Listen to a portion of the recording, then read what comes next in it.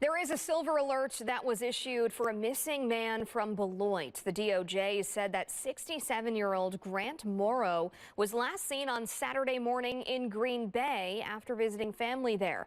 Take a look here at his photo. Morrow is a 6'1" black man with brown eyes and partially gray hair. He weighs about 200 pounds. His beard also partially gray. He was last seen on the 600 block of Beloit Street, again in Green Bay, when he was with his family there.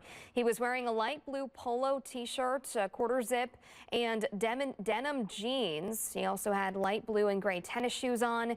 His car, he's expected to be driving this one, a 2022 black Chrysler Pacifica. It has Pennsylvania license plates. Anyone with information on where he might be is asked to call police.